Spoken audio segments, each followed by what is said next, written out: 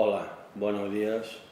Hoy empieza un nuevo programa de la Hora de Sueiro y tengo la suerte de estar aquí en la Biblioteca Arús, para mí una de las mejores bibliotecas que hay en Barcelona. No digo la mejor porque sería pedantería, pero una de las mejores. Y acompañado de un doctor que no lo voy a presentar como doctor en Derecho ni nada de esto porque es suficientemente conocido. Lo voy a presentar porque las preguntas de hoy van a ir sobre las tres palabras que se utilizan mucho en los debates de televisión y que la gente no sabe muy bien lo que son. O mucha gente no sabe muy bien lo que son. Que es la Agenda del 2030, a dónde quiere llegar, el pensamiento único y el nuevo orden mundial. Para poder contestarnos a lo que realmente es esto, tengo un gran amigo, Joan Francesc Pont, que además es presidente de la Fundación Francisco Ferrer y Guarda. Además de está en otras fundaciones, pero que tampoco vienen al caso, puesto que he elegido lo de Francisco Ferrer y Guarda porque es un libre pensador y murió por serlo. Entonces, buenos días, Joan Francesc. Buenos días, Santiago.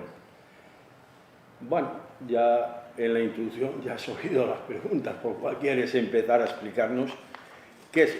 A mí una de las cosas que más me interesa es, todo el mundo habla del nuevo orden mundial y pocos conocen lo que es el nuevo orden mundial. Y digo que pocos conocen porque yo tampoco sé muy bien lo que es. Bueno, de entrada hay que distinguir si escribimos nuevo orden mundial con minúsculas o con mayúsculas. Si lo escribimos con minúsculas, aspirar a un nuevo orden mundial es el deseo de vivir en un mundo mejor. Y cada uno, además, puede definir cómo querría que fuera. Yo creo que la mayor parte de los ciudadanos del mundo estamos de acuerdo en que nos gustaría que hubiera paz, que hubiera prosperidad y que hubiera enriquecimiento mutuo de las distintas culturas. Y cada uno se imagina un modelo. A esto se le puede llamar nuevo orden mundial con minúsculas. Luego ya las cosas se complican cuando empezamos a escribir nuevo orden mundial con mayúsculas, porque entonces parece que quienes lo usen, sobre todo, sean sus adversarios, aquellos que parece que se sienten oprimidos por un supuesto nuevo orden mundial con mayúsculas que estaría controlado por alguien. Y entonces vamos a las mil y una teorías de la conspiración, en donde pues los unos o los otros serían capaces de, no sé, los del foro de Davos serían unos de los presuntos jefes de este nuevo orden mundial con mayúsculas que tanta gente rechazaría. No podemos salir de ahí, salvo que identifiquemos a alguien que nos diga a qué se refiere cuando critica el nuevo orden mundial. Y luego está también algunas entidades que proponen un nuevo orden mundial minoritario, que sería la imposición de sus ideas sobre las ideas de los demás, pero no es un concepto que sea unívoco en sí mismo. Ahora bien, sí que en las redes encuentras a personas que se sienten muy alarmadas por un nuevo orden mundial escrito con mayúsculas que sometería al planeta al dominio de las Naciones Unidas, como si las Naciones Unidas tuvieran un poder real, y que se plasmaría en la Agenda 2030 y en los Objetivos del Milenio. Ahí es donde se mezclan todos los temas que tú sugieres ahora hoy. Eso lo dicen sobre todo los opositores a los Objetivos del Desarrollo Sostenible. O sea, dicho de otras palabras, porque ahora ya enlazamos con la Agenda 2030. Bueno, me lo has enlazado tú. Sí. O sea, la Agenda 2030, cada colorín, si tú está llena de colorines. Sí. Entonces, cada colorín es una mejora hacia el mundo. Pero, ¿qué crees que hay detrás de todo esto? Porque, claro, si tú miras los colorines, cada uno de ellos, nadie puede estar en contra de lo que dice cada uno de los colorines. En efecto. Nadie puede estar en contra. Yo no puedo estar en contra de acabar con el hambre, etcétera, etcétera, etcétera. Entonces, detrás de todo esto, ¿qué hay? O si se sabe algo, o si hay algo, que yo tampoco lo sé. Yo creo que los Objetivos de Desarrollo Sostenible que aprobaron las Naciones Unidas en 2015 es un mínimo común denominador de cuáles deberían ser las líneas de diseño de nuestra forma de vida en los próximos cientos de años. Naciones Unidas no es un bloque monolítico, agrupa países que son enemigos entre sí, y por tanto el hecho de que se pongan de acuerdo sobre algunas cosas es una buena señal, aunque qué difícil es que los objetivos de Naciones Unidas se lleven a buen puerto. Mi posición personal, yo creo que cuando se crea la Sociedad de Naciones en el periodo de entreguerras es el resultado de un trauma colectivo, que es la Primera Guerra Mundial, que los españoles no la vivimos, la vivimos como observadores, pero que es un trauma terrible. Es la última guerra convencional, una guerra de trincheras, murieron cientos de miles de personas en todos los pueblos de Europa. Encuentras el monumento a los muertos de ese pueblo en la Primera Guerra Mundial y son listas enormes. Por contra, en el mismo monumento o en un monumento al lado se han puesto los muertos en la Segunda Guerra Mundial. Son una décima parte, porque ya la guerra fue otra cosa. Y fue más destructiva, más de bombardeos, pero no hubo tanta gente luchando cuerpo a cuerpo en las trincheras. La Sociedad de Naciones, por tanto, en donde un gran liberal español, que fue Salvador de Madariaga, jugó un papel importante, es el primer deseo de reunir a las naciones en la búsqueda de la paz. Hasta entonces las naciones se reunían para poner fin a las guerras y para castigar a los perdedores. La Sociedad de Naciones, y esto se hace al final de la Primera Guerra Mundial y se castiga a Alemania, pero la Sociedad de Naciones es un intento nuevo. Vamos a reunirnos para ver cómo vivir juntos. Y la heredera de la Sociedad de Naciones es la Organización de Naciones Unidas, que nace de los aliados en la Segunda Guerra Mundial y que luego se extiende al conjunto de los países del mundo. Pero es un espacio que no prefigura un gobierno mundial, como quería Bertrand Russell, es solo un foro de diálogo que pretende que los problemas se resuelvan hablando y no matándose la gente. Y como es notorio, el éxito es solo parcial, porque la gente se sigue matando hoy. Y esto es terrible. Pero, en mi opinión, yo me considero tremendamente partidario de la existencia de las Naciones Unidas y tremendamente partidario de que se refuerce su papel de espacio de colaboración y de diálogo. Y mira, no todo el mundo está de acuerdo, y por tanto yo sí que te manifiesto que estoy de acuerdo. Y en ese marco de defensa de la existencia de Naciones Unidas, los Objetivos de Desarrollo Sostenible son una declaración de buenas intenciones que solo llegará a algo si los Estados miembros deciden aplicar estas políticas. Sí, pero en cambio hay un bulo por aquí en las redes que va preguntándose qué hay detrás de todo esto, porque era lo que te decía antes. Los colorines, yo busco el colorín que sea y yo estoy de acuerdo. Entonces, y no creo que nadie de buena voluntad pueda estar en desacuerdo con cualquiera de los temas que dicen cada uno de los colores, puesto que sería ir contra uno mismo.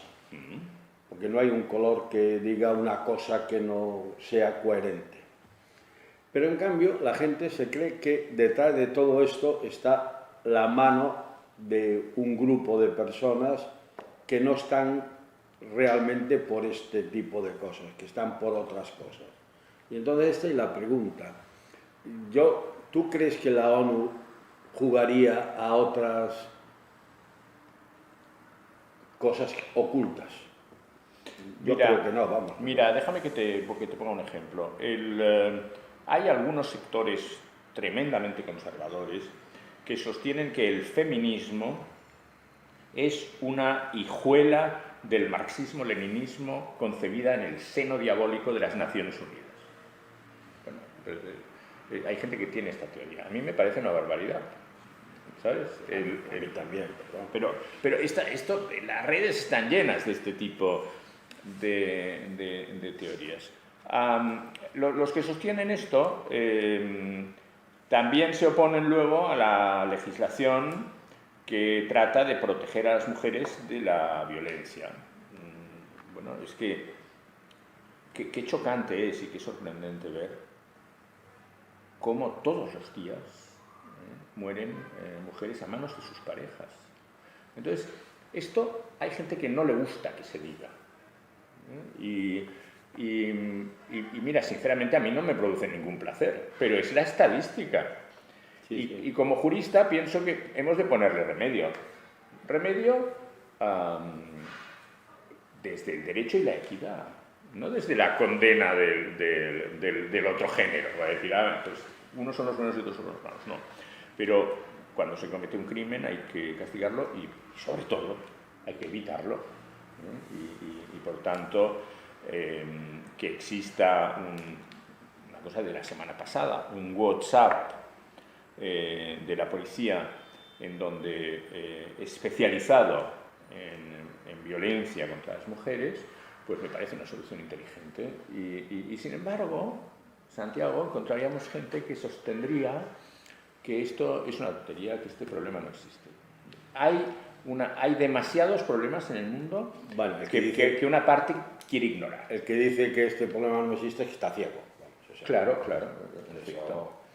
Y como dicen en mi pueblo, no hay peor ciego que el que no quiere ver. Correcto. Pues este tipo de medidas que están en el desarrollo de los 17 Objetivos de Desarrollo Sostenible, este tipo de medidas a la gente que no les gusta, entonces para atacarlas atacan el conjunto de los objetivos como si fuera una especie de manipulación universal. Y la verdad es que uno de los más atacados, por ponerte un ejemplo, como factotum de los objetivos y de la Agenda 2030 sería George Soros, ¿no? Sí, Soros, sí.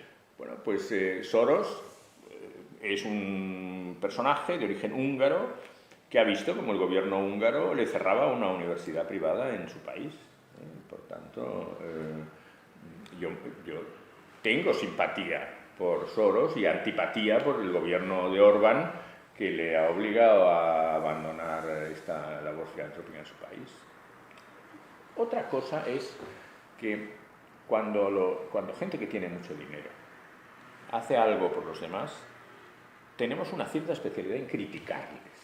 El ejemplo de nuestro país es Amancio Ortega. Amancio Ortega es la persona más criticada de este país y, sin embargo, es la persona que más dinero suyo ha dado a obras filantrópicas.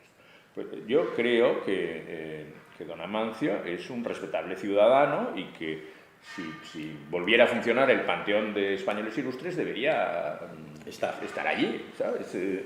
Entonces, Rosendo Arús, que hizo esta biblioteca, este edificio entero, lo pagó él y se lo donó a la ciudad de Barcelona. Pues seguro que también hubo gente que le criticó, y ahora no le critican porque está muerto, pero, ¿sabes?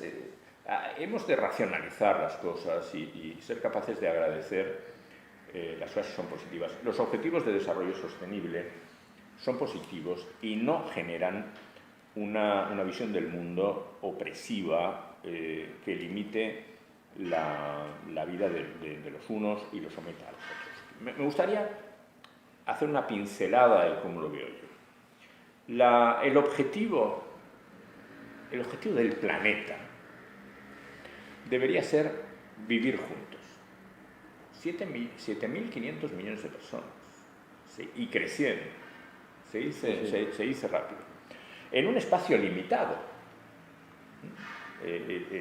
Y esto nunca lo hemos percibido de esta manera con tanta intensidad, porque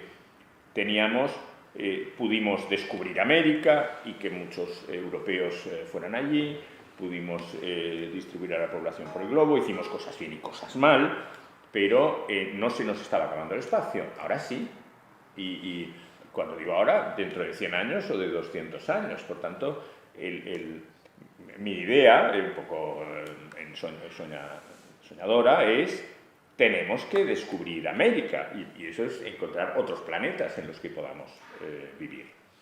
Pero, y eso permitirá a la población crecer. Si no, habrá que encontrar soluciones que circunscriban el número de habitantes a aquello que puede verdaderamente vivir. No me metas en el follón de, por ejemplo, que hizo China hace unos años. No, claro.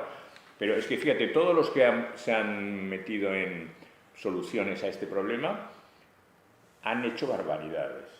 Por eso mi idea es más optimista, es: encontremos nuevos espacios, ¿sabes? O nuevas formas.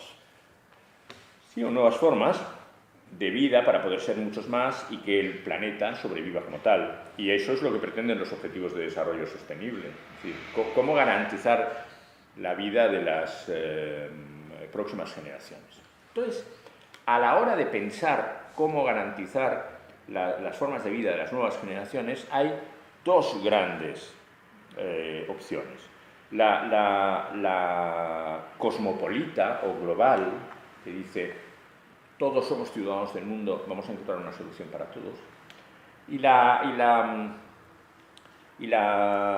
pequeña, localista, que dice: voy a intentar resolver el problema de mi pueblo, o de mi región, o de mi nación, y los demás que hagan lo que puedan.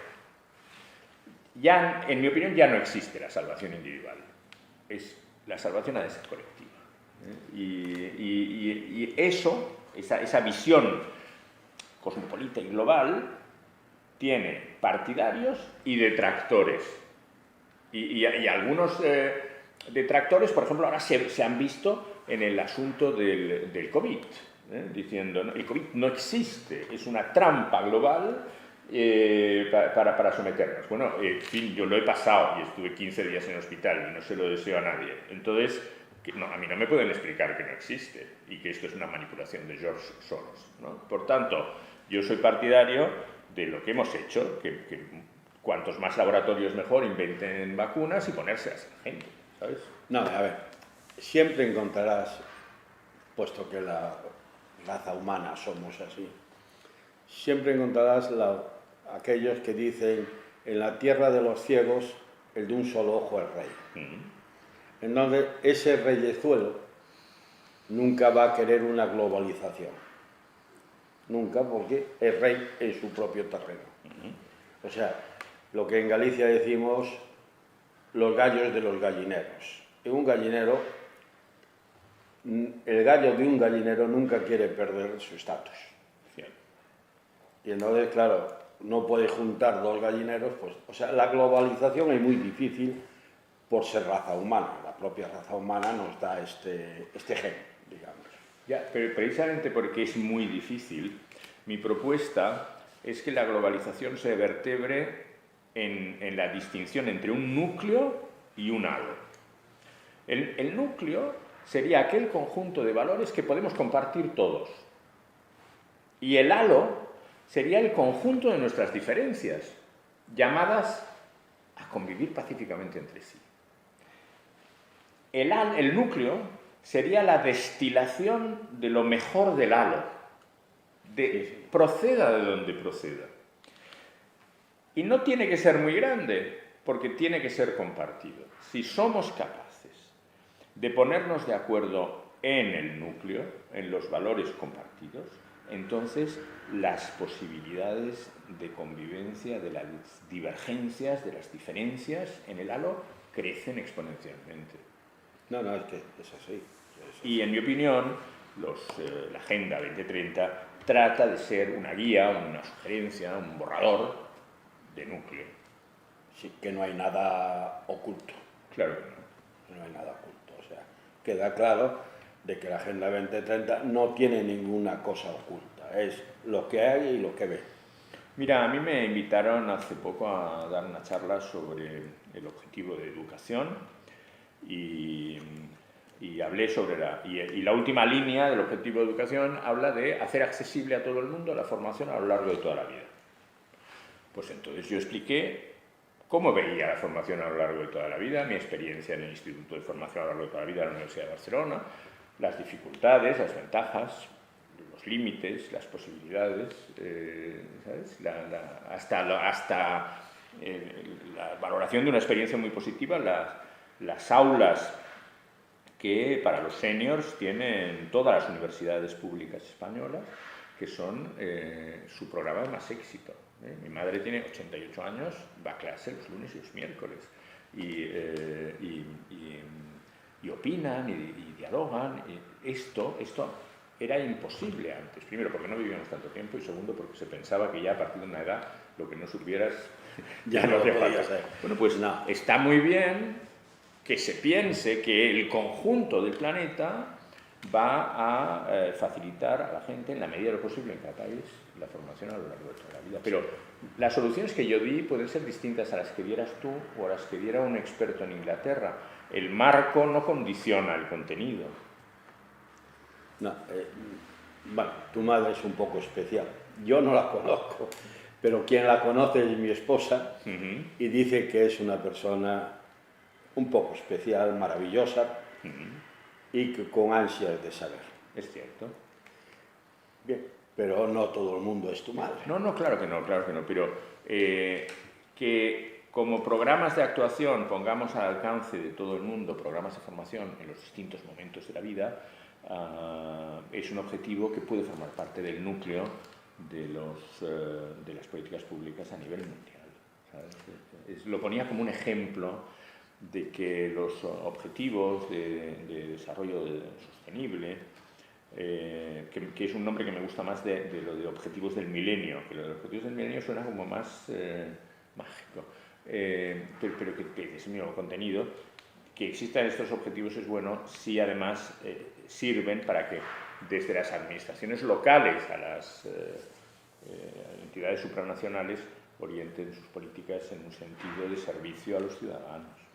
Bien, ahora ya falta el tercer tema, que es el pensamiento único. Este es un tema que a mí personalmente me preocupa mucho. Y explícanos. Me preocupa mucho porque a lo mejor no entiendo lo que es. Ya, pero cuéntame tú cómo lo ves. O sea, yo lo a la gente que somos tan diversos en todo, con un pensamiento diverso y con un cierto apego a la libertad individual, yo creo que estamos constantemente hoy en día en lucha con los temas de tener un pensamiento único. O sea, a mí sí ahora en estos momentos, por eso digo que yo no entiendo muy bien lo que es el pensamiento único. Porque si en estos momentos me dices que bien, que el pensamiento único es bueno, yo te diría no puede ser bueno, puesto que yo quiero tener la libertad de actuar como yo crea conveniente dentro de un margen legal.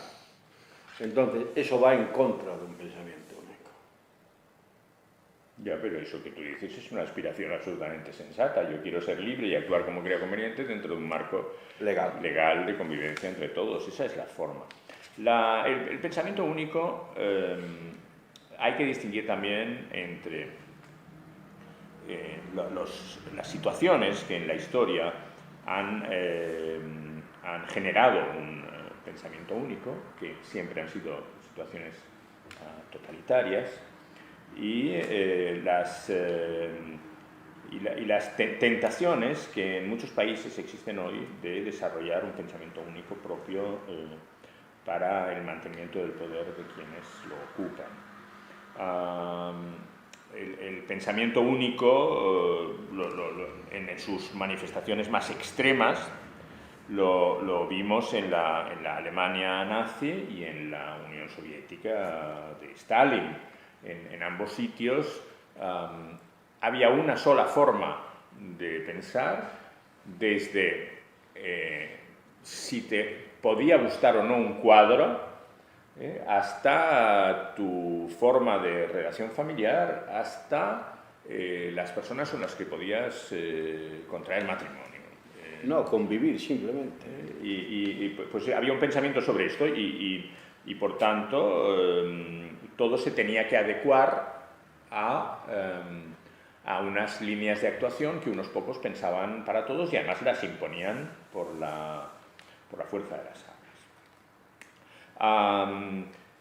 La gente cuando se queja de otros países tiene todo el derecho del mundo a quejarse, pero esos fueron los dos grandes supuestos de pensamiento único basados en un pensamiento filosófico que se había orientado a dar base a esa unicidad.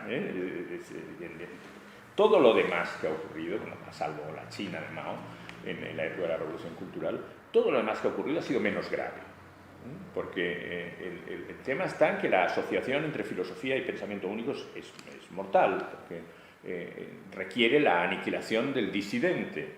La aniquilación puede ser desde matarlo hasta mandarlo a algún lugar ignoto del que no pueda volver nunca más.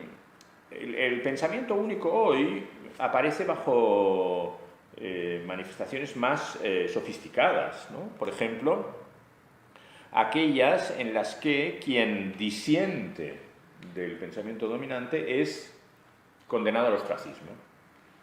Fíjate, ya no va a la cárcel, ya no va al exilio, pero no va a encontrar trabajo, o va a encontrar un trabajo menor al de sus cualidades. Y desgraciadamente hay un montón de modelos de pensamiento único, pero no un pensamiento único global, sino pequeños pensamientos únicos al servicio de pequeñas oligarquías locales que pretenden seguir siendo. Y desde esta perspectiva yo sigo defendiendo la libertad individual, el derecho a pensar diferente, el derecho a discrepar y el derecho a configurar un halo tan plural y diverso como sea posible, en la medida en que todos pensemos que formamos parte de ese halo y que estamos unidos por el núcleo. Ese es el mejor combate contra el pensamiento. Está yendo al principio. Claro, lo que ocurre es que hay gente que te dirá que mi teoría del núcleo, de valores compartidos, es una teoría de pensamiento único. Bueno, sí, en algún medio de prensa he leído que decían esto de mí. Pues bueno, yo soy un profesor, no tengo ninguna influencia política, pero reivindico el derecho a enseñar en mi aula y a mis alumnos lo que yo pienso y a someterme a su criterio y a ir variando la forma de pensar en el tiempo. No, lo que pasa es que hay, supongo que te ha criticado eso, es porque cree que tú no dejas libertad, al contrario, a pensar en su pensamiento, a profundizar en su pensamiento. Y no, precisamente en eso yo que te conozco, algo, no mucho, pero como amigo, sé que tú eres un libre pensador. Entonces, si eres un libre pensador, tú puedes tener tu pensamiento, que para ti puede ser único, pero para los demás no, porque no se los exiges. Claro que no, claro que no. Entonces ya no se puede acusar de pensamiento único, pero, o sea, pero vamos a dejar de filosofar y vamos a ir a la práctica, que era para lo que estamos en esta entrevista. El pensamiento único realmente es una forma de tiranía hacia los demás. Claro, en la medida en que el pensamiento único limite la capacidad de autodeterminación de las personas, es una forma de tiranía. Pero hay que ver a qué llamamos pensamiento único. Una de las acusaciones que ha recibido la Agenda 2030 es que es la expresión máxima de un pensamiento único universalista que querría acabar con las peculiaridades de los pueblos, de las naciones, de las personas. Bueno, yo creo que es una falsa acusación. Detrás de los objetivos de desarrollo sostenible no hay una propuesta de pensamiento único, precisamente porque ha sido apoyado por unanimidad por el conjunto de Estados miembros de las Naciones Unidas. Por lo tanto, lo que es infinitamente interpretable y quizás excesivamente interpretable. Y por tanto, de único tiene poco. Pero cuando tú me dices no hay enemigos de los objetivos de desarrollo sostenible, sí que los hay. Sí que los hay. Y quizás no de todos, pero de algunos en concreto, de su forma de plasmación. Y la forma de superar esto es dejarnos de atacar a un supuesto pensamiento único para ver en qué cosas sí que podemos tener un pensamiento único compartido, yo prefiero llamarle compartido, para que esto permita ser tan plurales y diversos como la naturaleza humana puede ser. Sí, cuando eres plural y diverso, deja de ser, puede ser compartido, pero deja de ser pensamiento único. Claro, solo compartes aquello que requiere ser compartido. Y por ejemplo, en materia de las religiones, que es uno de los temas que divide más a la humanidad, algunas religiones todavía plantean hoy la guerra santa de matar al infiel, y otras religiones plantean que su objetivo es convertir a todas las demás. Y bueno, en realidad ya todo esto es absurdo. Estamos en el siglo XXI. Ahora las creencias y las convicciones lo que han de hacer es convivir entre ellas. Y en este sentido, por ejemplo, la conferencia islamista o musulmana de Europa hizo una declaración hace una decena de años en la que manifestaba su apoyo a los valores europeos compartidos. Entonces, me gustaría ver cómo cada religión y cada subtendencia y cada subtendencia se adhieren a esto, porque es posible que vivamos juntos. Sí, limitamos el ámbito de expansión que queremos tener, ¿no? Es que el castellano es tan rico en matices. Te hablo ya de... Porque tú ahora me hablas de convertir. Y yo la palabra convertir diría de convencer, que no es convertir. Bueno, mira, yo soy partidario de convencer y de no imponer. Y soy partidario de seducir como una de las formas de convicción. Es decir, expresar tu pensamiento de tal manera que resulte atractivo para los demás. Todo esto forma parte de la riqueza del ser humano. Por contra, decidir imponer a todos los demás una forma de creencia, eso acaba con cualquier forma de humanismo. Claro, porque a todo eso es una ley física, que a toda fuerza se le opone otra y de igual fuerza y de sentido contrario. O sea. Claro, pero mira, mi experiencia vital es que yo me he sentado a comer con gente de muchísimas creencias y convicciones. Y hemos encontrado el lugar en donde nos sentíamos cómodos y los alimentos que podíamos compartir. No es tan difícil. No es tan difícil. No es tan difícil teniendo la voluntad de hacerlo. Claro, pero me manifiesto de entrada dispuesto a hacerlo. Te pongo un ejemplo. Un día en la trastienda de un comerciante de alfombras en el Gran Bazar, en Estambul, me invitó a comer.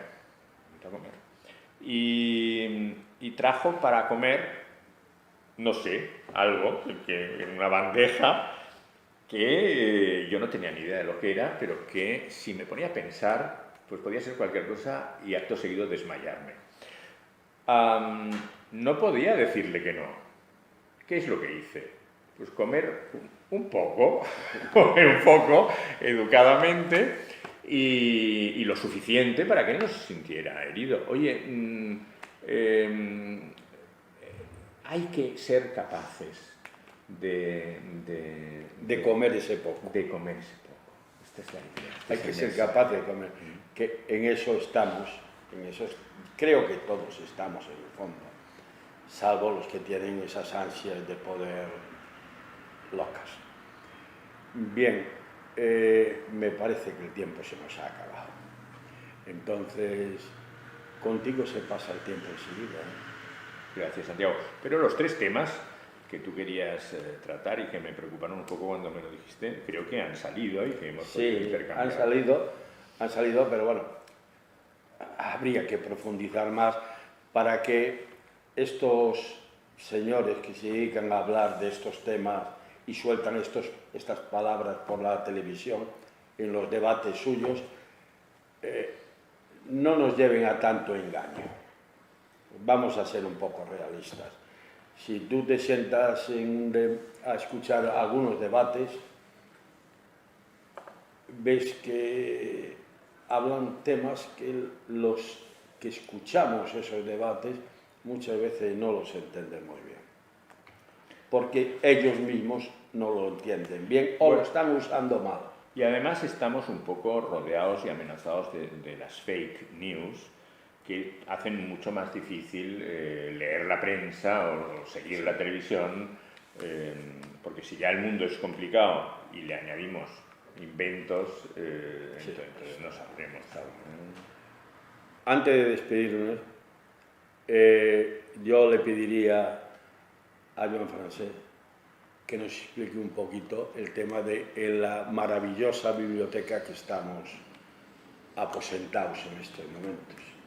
Pues mira, Rosendo Arús, un patricio barcelonés, en 1895 legó a la ciudad de Barcelona este edificio en cuyas primeras plantas está la Biblioteca Pública Arús y el resto de apartamentos se alquilaban para obtener recursos para la financiación de la biblioteca. Ahora el número de libros ha crecido y la biblioteca ocupa todo este maravilloso edificio del Paseo San Juan, y es un espacio de libertad. Hace un rato estaba a punto de mencionarlo, en el sentido de decir que Rosendo Arús creó esta biblioteca como un espacio en donde las diferentes formas de pensamiento pudieran dialogar entre ellas. Y el inmenso número de libros recoge no una opinión en un determinado sentido, sino una buena parte del conocimiento tal y como existía en el siglo XIX, y sin cercenamiento alguno. Las cosas que la gente opinaba, sensatas o insensatas, las podemos encontrar en esta biblioteca, donde además pues, podemos encontrar una bibliografía insuperable sobre el movimiento obrero, sobre anarquismo y sobre francmasonería.